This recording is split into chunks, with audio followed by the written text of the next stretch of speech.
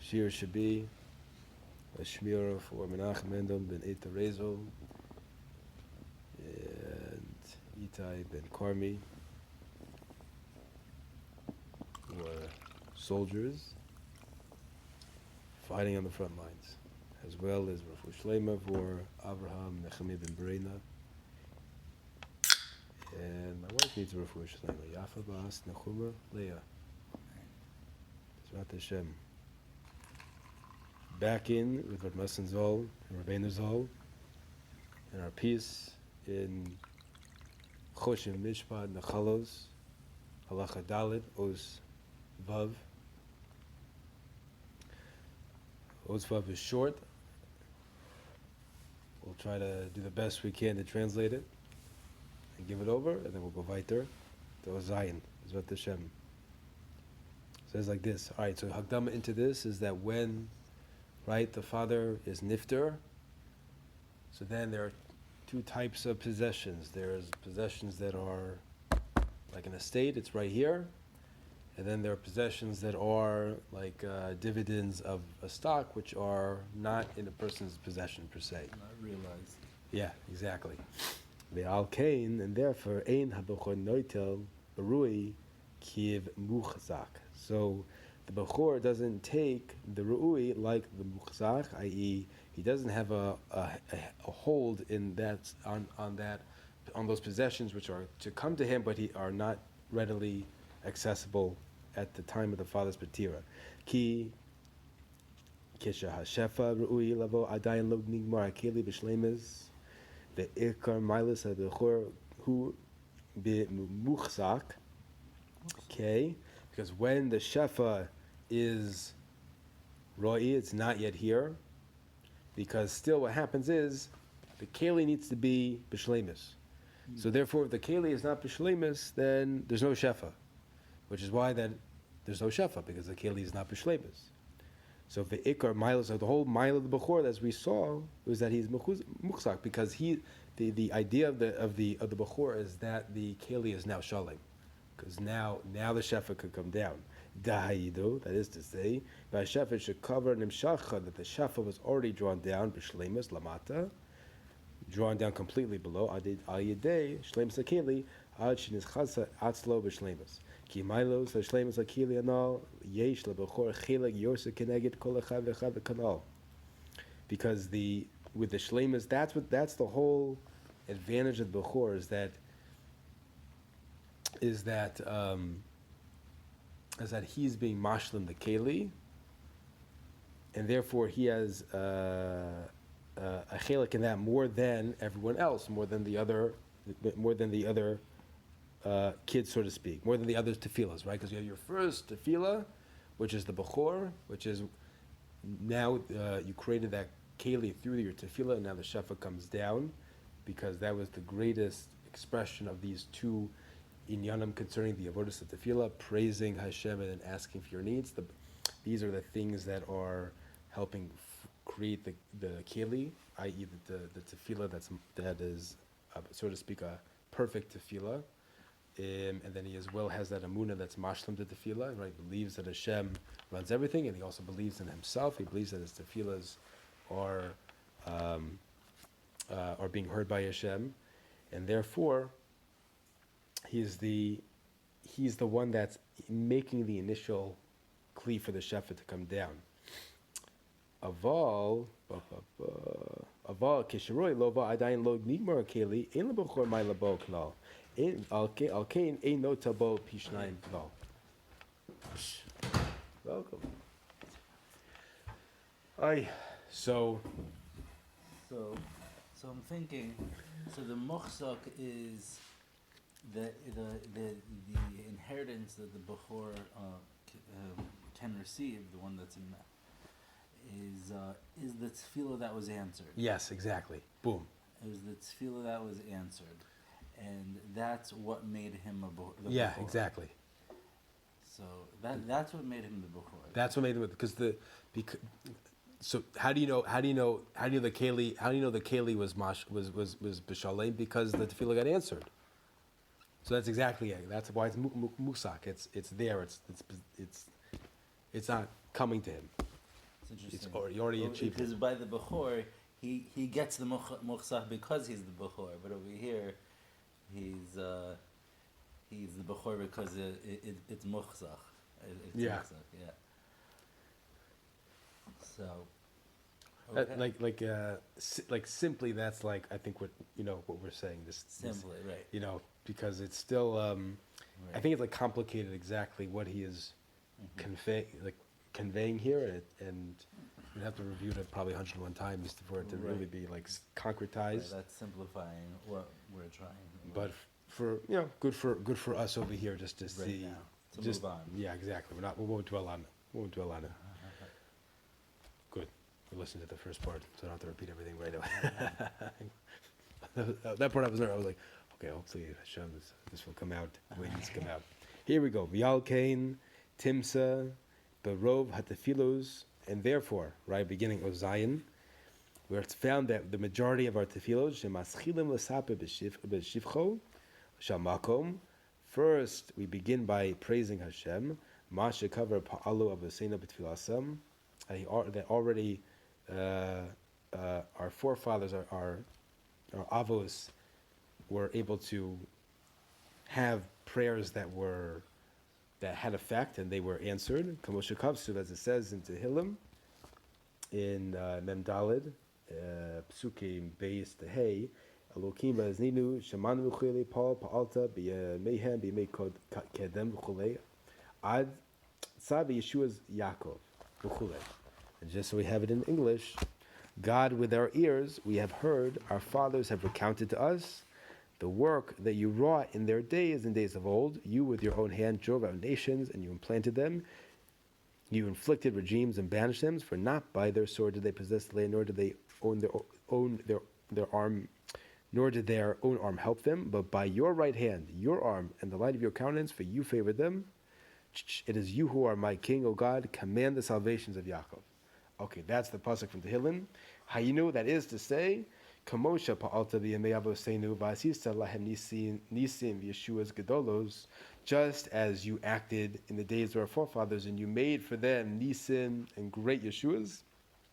Ken seva Yeshua's Yaakov gamata. So right now, Hashem, bring Yeshua's to Yaakov.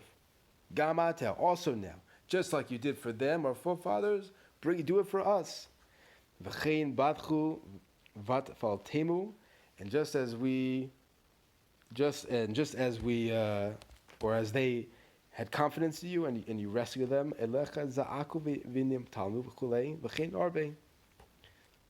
right? And so all these types of tefillos where Hashem acted for our forefathers, and so too He can save us, He can rescue us. So Ki'im shemizchazek b'daito she'esh koyach b'yedenu lipol tfilasenu she'al yedei ze oseh ki likabel shefa kanal. Because it's impossible to catalyze your tefillas except through strengthening in your das, that you have the strength, that we have the strength in our hands. That our tefillah should have an impact, and through this, we're making the keli to receive the shefa. It's really hard. He's gonna say that. We already saw that he said that it's really hard. So we're saying the first part of Shmona Esrei is the muchzak part of the Shmona Esrei, is like the realized tefillas of the realized Yeshuas of the Avos. That's what happened. So in regards to the Avos, it was muchzak because they got answered. They right? got answered. That's why we mentioned that first. Yeah. That's a good connection. I like that. I didn't think about that. Chizuk as well. It's important to understand that just as the Avos gave these tefillos to Hashem and these tefillos were answered, we also understand that Hashem placed them in positions where they would be inspired to pray because He desired their prayers, and so too with us. And furthermore, as a matter of chizuk, if we find ourselves being tested, to recognize that our Avos went through specific tests, specifically to refine themselves, and so too with the Avos, so too with ourselves. If you find yourself overwhelmed, good, because if you weren't overwhelmed, that would almost be scarier. Right. So it was worth coming tonight just to hear that point, because and I was speaking about this in the car with Rabbi Alkabaz, and this point I think was really sort of brought to my attention through just listening to Rabbi Kalmis, which is you're going through something and you really don't like what you're going through. It's a really challenging circumstance, but it's precisely that circumstance which created the fertile ground for tefillah to be born. So then you go into your closet and you scream to Hashem about that thing that you're going through. So if it wasn't for that thing that you're going through, you wouldn't have had that tefillah, right? And so in some ways, you're like, wow. So I guess I could even be grateful to that thing, which I really, Hashem wants me to talk to Him right now. Just like you said, the mention of the fertile ground as the analogy. Well, so too with planting a seed. You have to put it underground where it's dark and it's cold. It might be damp, and in that darkness comes. Right. There's a wonderful quote I heard. I know where I heard it from. I don't know the origin of the quote, which is I say this to patients often at the hospital.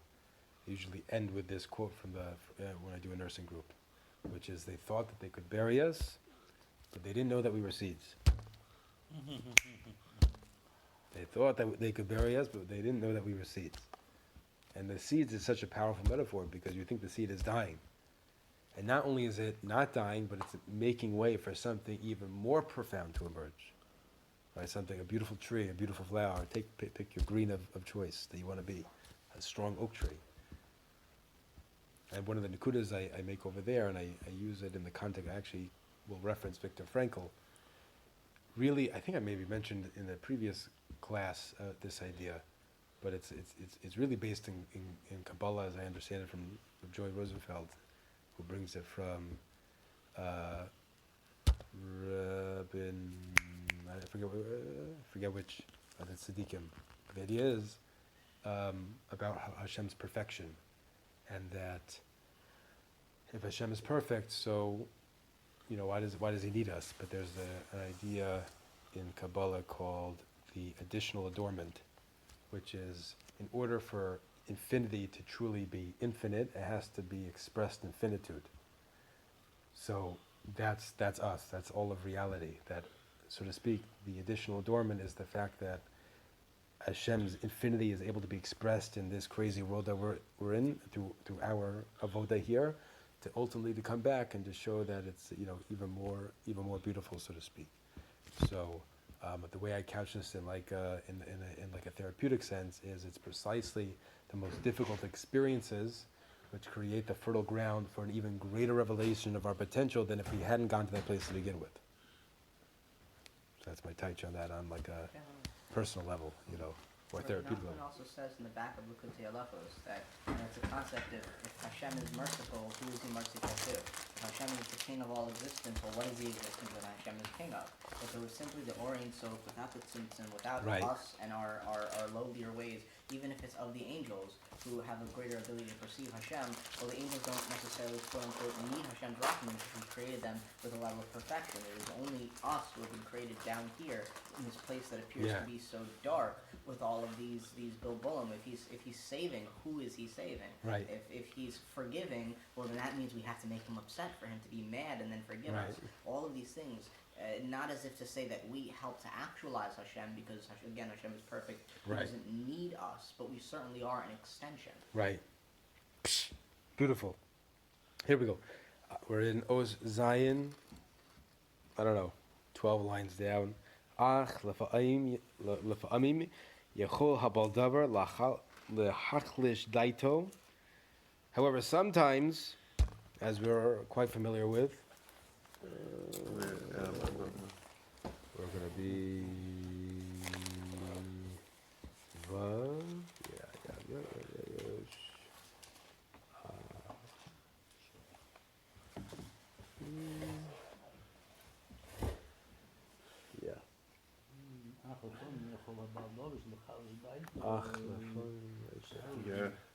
right, so ach lefa'amim yechol habaldavar lachalish daito.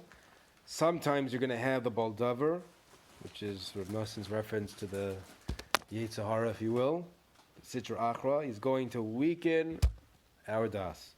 Sha'af al pi shavosenu rabosenu palu arbit filasam. That even though by our forefathers and our tzaddikim of prior, right, they had many tefillos that were powerful and answered. Aval ish grua kemocha, but someone like you, a guy like you, us over here, perhaps. How are you gonna achieve something with your tefillah? You ever have that thought? Little old me, Aval, here Rav Nosson. Here we go. Whose Yortzite's coming up soon? 10th of Tevis, right? No, 3 weeks, my bad. Friday, right? I think we're Shabbos, something like that. I forget. No, so it's Thursday night. Thursday night? Thursday night. Psh. Avava Emes, lo chenu. But Rav Nosson says this is not so. It's not true.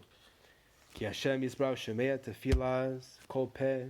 Because Hashem hears every tefillah. It's like when we get to that point in the Shemona Esrei, we can give ourselves the space to actually believe that that's true.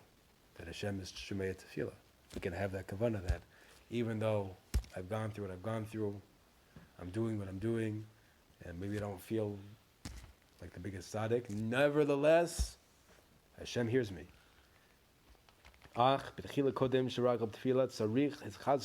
before we're accustomed to, are getting our tefillahs answered, so to speak, we have to strengthen this a whole lot. And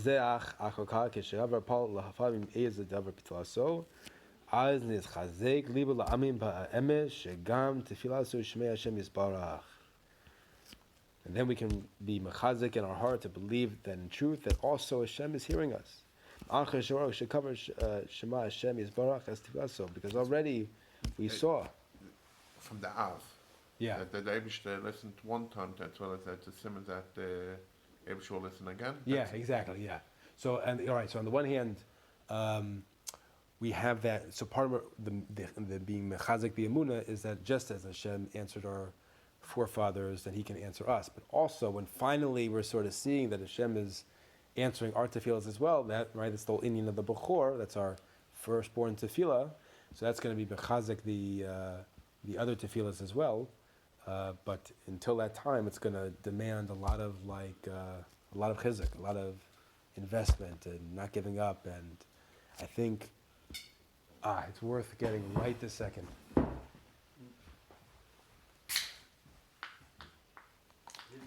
Kitzur Likutey Moran, the Ramessin writes. He says, ready? Here we go. Listen to this. Read it just in English. If a person engages in much prayer and conversation with God for many years, and nonetheless sees for himself that he is still very far from God, and it seems to him that God, so to speak, is hiding his face from him, God forbid, he should not make the mistake, God forbid, of thinking that God does not hear his prayers and conversations with him at all. Rather, he should believe with perfect faith that God hears, listens, and pays attention to every single word of every prayer, request, and conversation. Not a single word is lost, God forbid. To the contrary, each and every word is slowly making an impression on high and is arousing God's compassion every time. It's just that the building of holiness, which he needs to enter, is not yet finished. After many days and many years, if he will not be a fool and he will not become discouraged in any way, if he summons his strength, fortifies himself, and strives in prayer more and more, then through his many prayers, God's compassion will be awakened until he turns to him and shines his face upon him, and fulfills his desire and his will through the power of the true tzaddikim, and brings him close to him with great compassion and mercy. That we should never ever think that even though it's been years I'm praying for this one thing, and whatever it is, maybe it's a certain midah or whatever, but not to make the mistake that those tefillahs aren't being heard, because maybe Hashem, I heard Rabbi Kalma say in his past year, that it's all being collected. And maybe it's not being utilized in the way that I maybe initially thought I would want it to be, but that tefillah is being utilized in Shemayim in some way, until finally it's gonna tip the scales and everything's gonna be revealed. But I talk about certain years on SoundCloud that a person who does mitzvahs or performs tefillos and he's not doing them b'simcha, it's not that they don't count or anything, but they kind of get held off to the side. And it's doing mitzvahs with joy that surround those tefillos or mitzvahs and allows them to punch through. Yeah. So sometimes you need to, expedite the delivery of the package in order to get it to where it needs to be. Yeah. They're waiting to go up together. Yeah. So sometimes maybe just try another tactic or an angle. Yeah, for sure. In terms of the concept of how a person can get discouraged, maybe Hashem's not listening, maybe Hashem doesn't desire their prayers, it's so important to remember why we're doing what we're doing when we daven in the first place. Not just the concept that the rabbi said so, or because the prayers are representative of the karbanos and that's our way of connecting to Hashem. It is our time to connect to Hashem, not for Hashem's sake, for ours, and it wouldn't be instituted in such a way unless it was a benefit for us. So to approach tefillah with that excited mindset of you're getting to connect with your Creator, it kind of makes it easier to really more firmly believe that you are in fact connecting, that your prayers are desired, and to do them b'simcha, because that's an opportunity for you, not just an obligation. Right. So I think that's an aspect of being mechazik the emunah piece, which is that's the double-edged sword. That's the double portion that we're talking about. That is the avodas of the tefillah, praising Hashem, i.e., in your mind, you're building in your emunah that Hashem is, the bomb.com. No, okay. He controls everything, and he wants to hear your prayers. And then you go into the requests, because you believe actually that he can be right. So whatever we spoke about, different avenues of being mechazik that emunah, but however that emunah is developed, right, ultimately is going to be part of that avodas tefillah that's going to make that keli very, very strong. Bezrat Hashem, right? Here we go. So beautiful. Zeh b'chinas man she'amar David HaMelech alav v'shalom Durashti es Hashem v'aneni. Right, in the past tense, that I sought Hashem, I sought him, I sought him out. V'aneni, and he answered me. V'chulei zeh ani karav Hashem shmei v'chulei. Right, I am a poor person, I'm impoverished, and Hashem hears me. Shitzoyech v'omer zeh. So David HaMelech, he's crying out, and he's calling himself an ani. V'Hashem shemei, Hashem hears him, ki haya anav ma'od, and he is very humble. V'amar al atzmo zeh ani crying. So David HaMelech is calling himself ani. V'afal pikein, and nevertheless, even though he is so impoverished, he's so lowly. V'Hashem shemei. Hashem hears him. Through this, meaning through the fact that he sought him out, he strengthened himself. Rav Nosson could have just said this palel, but he says we talk as well to scream out. It's like a side point. As I was thinking about this before. So you can't necessarily achieve this in the. Maybe you can. In the 3 tefillos, which is why the Hezbollah is key, because you need a private space to be able, where you're not self-conscious of people watching you or hearing you, where you can actually like scream your kishkas out. You ever do that before? Really scream your kishkas out? Very, very powerful when a person's able to do that. And that's the setting that's most conducive to that is this bodilus, where you're alone and you're not worrying about how people are judging you out. Like, look, that guy is moving way too much during davening. My gosh, he's making a ruckus over there. You're in the wrong minion. Yeah. I think someone said that. I have like the kufas where there's like a little bit more expressive, and times where it's a little more softer, if you will. You just, I think it was the Baal Shem Tov, or maybe I think it was the Baal Shem Tov, where it was like, what someone was, maybe Ari knows this story, where someone was davening, he was like flailing around. People were making fun of him because he was flailing around, and the Baal Shem Tov said something like, yeah, when you're drowning, that's what it looks like, you're flailing around, putting in the kishkas. Yep, who mechazik es atzmo letzoyich l'spala tami l'Hashem yisbarach kanal v'zeh bechinas bechor shehu bechinas avodas hatefila kanal v'kein tefilas Yona Hanavi, right? So we're seeing these ideas expressed through Psukim and Tehillim, and as well in Yona Hanavi, bebetin shol shavasi, that from hell, in the belly of hell, I cried out. Shamati koli, and you heard my voice.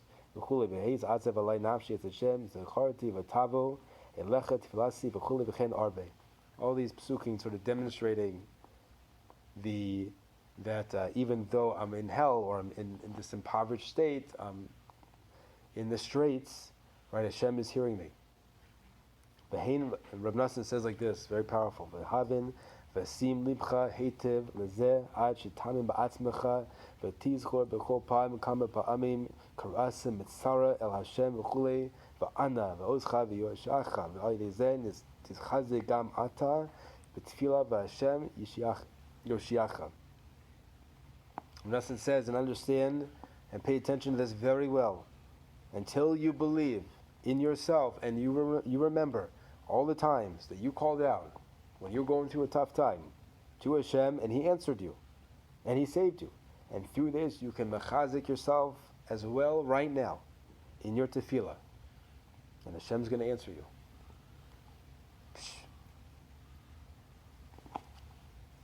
So he says like this. I don't know if you have this paragraph in parentheses. Do you have it? No? Yeah, I don't even know. There's this paragraph here in my printing that's in parentheses. We're going to skip that because Rav Nosson skipped it in Rav Nosson Maimon in the shir. So Oz Ches, here we go. So he's going to introduce an idea. We're not going to understand this idea fully tonight. We're just going to be introduced to it. V'zeh bechinas ben kodem labas, meaning in the chain of inheritance, the son's going to get first dibs before the daughter. Ki ikar briyas ha'olam haya kedei legalos rachmanuso v'tova ba'olam kiyidua. Because the ikar of the briyas olam is in order to reveal Hashem's rachmanus and His good in the world, as is known. Aval Hashem yisbrach maser kol hulam umalo biyad b'nei adam. But Hashem gave the world to humanity, as it says in Tehillim, v'haaretz nas livnei adam. Shebnei Adam kefi ma'isem ken. Yep. So the land was given to Bnei Adam, that Bnei Adam do with it with their actions. In yamshichu hashafel lemilala lichus l'kaim es olamos, so that they can draw down shefa from above and to sustain and or support and be Makayim all the worlds. K'moshe Kasev, as it says in Bereshis, chapter 2, pasuk 5, V'kol siach chasade terem hayeh v'chulei ki lo himtir Hashem Elokim v'adam ein v'chulei u'perish Rashi ad shebo adam v'yizbalo v'chulei. Meaning, what we're talking about over there, I can't really prepare tonight. Just so we have the exact lashon. What sefer are you referencing from? Gracious. Gracious. Already. Right? So he says, now all the trees of the field were not yet on the earth, and all the herb of the field had not yet sprouted, for Hashem God had not sent rain upon the earth, and there was no man to work the soil. Says Rashi over there, what does that mean? There's no person to daven. Meaning, in order for us to bring down that shefa, there needs to be that avoda from below, i.e. us davening. V'ki ki ikar hamshachas hashefa hu ayedei hatefila, because the essential hamshachas hashefa is through tefillah, sheisrael nispalim, through the Jewish people davening, v'chol ma sha'ish Israeli marble tefillah umamshich yoser shefa. So the more that we are in the world of tefillah, we're drawing down more shefa. But rov tov leveis Yisrael, and more good to the house of a Jew. Came mechayim kol olamos, and we are being mechayim kol olamos, all the worlds, like top to bottom over here. Be Yosef in his gadlu v'tovo Yosef, we're being megale Hashem's greatness and His goodness more. Shezeh ikar, ready for this? Shezeh ikar tanugav v'shuashav Yisbarach. And this is the essential pleasure and delight of Hashem. Ki Yosef mimashe ha'egel rotzel inok v'chulei ki hu chofetz chesed rotzel lehitiv tamid. So he's like, more than the egel wants to nurse, the mother wants to give. Hashem wants to give us all the shefa. He doesn't like holding it back from us. He wants to give it to us, but we have to do our work down here, i.e. tefillah, which is interesting because he's going to, basically the idea is like, when we talk about, and Rabbi Kalmus has brought this point up, is like when we talk about our hishtadlus, I got to go, research all the stocks or, whatever. We have to do all this, we think we have to do all this stuff downstairs in terms of olam hazeh, ba'al piteva. But really what we're here learning is that the effort of the avodah is going to be in tefillah. That's like with medical stuff. Rabbi Nachman has very strong opinions about going to doctors. So I think in the letters, Rabbi Nassim's letters, he references this idea where it's like person invests, or maybe it's in the Kitzur Likutey, I don't remember where, but it's like this Indian of person's going to put all this effort into all these different like projects or initiatives, endeavors, and it's like, or like they had all these cheshbonos, all these calculations of chopping a rind over here, or whatever. But really, he's like sometimes they work, maybe they don't. The ikar avodah is in tefillah. That's what he's. I can say that the days that I managed to have my sefer open in front of me at my desk and try to get away with more learning, less working, so to speak, are the days where a client literally just reaches out of nowhere. Just out of nowhere. Yeah. I just get the email, hi, I'm looking for such and such an inquiry. Where did you find me? Your website. Yeah. And part of it, as Hashem's maybe way of tapping you on the shoulder and saying, that's what I want you to be doing, but it's a good thing you're still at your desk. Right. Be here. And partially because the Yetzer Hara gets to distract you and say, hey, look up from your book. Yeah. Yeah. Kihu chafetz chesed v'rotze lehitiv, because he wants chesed and he desires chesed and he wants to do good. Tamid ach iav shor lahamshich shefa ki im al yedei tefillas Yisrael, but he can't bring down the shefa except through our tefillas. Al kain, therefore koma sheYisrael nisrabim yosef olam. Right, the more that we are ba'olam or mamshichem shefa.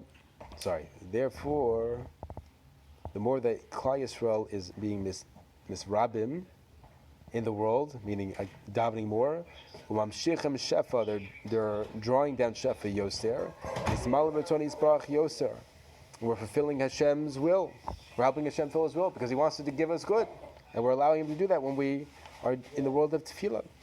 Ki kol chavtzol yisbarach la'ashpia tov, because Hashem's entire desire is to be mashpia tov l'Yisrael tamid v'zeh kol tenugav v'shuasav kanal, and this is His delight and His pleasure. And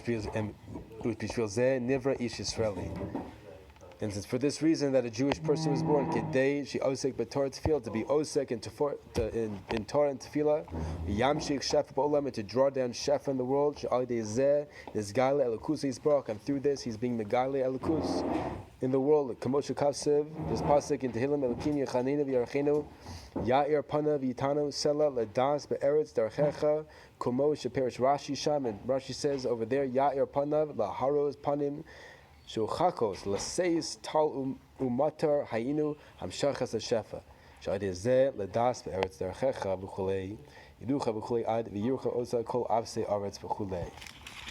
Just to have that in the English there.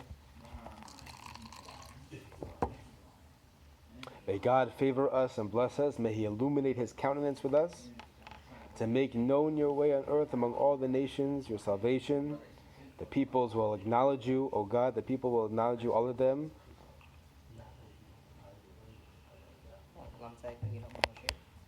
What did you say?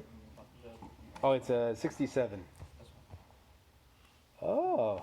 Psh.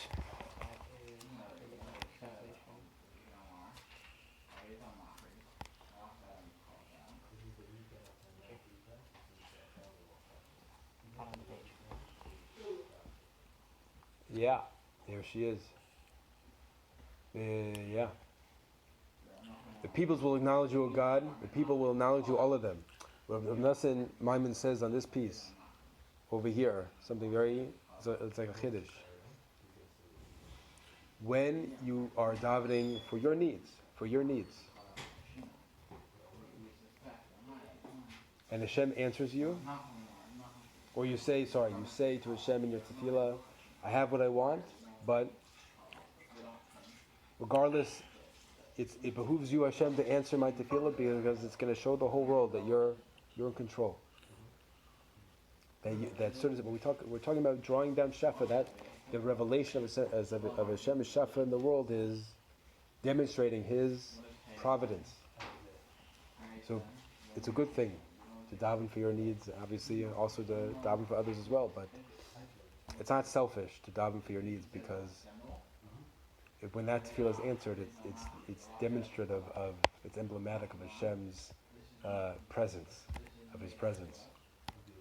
And that's I think what Nassim Maimon was saying in these psukim in Tehillim.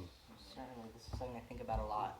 You know, sometimes when we really put a lot of effort into our avodas Hashem and it becomes known to the people closest to us, maybe some people who are a little bit maybe more on the fence or further, extended family, what have you, and they see that you're really trying to improve yourself and come closer to Hashem, and they also see that you're suffering.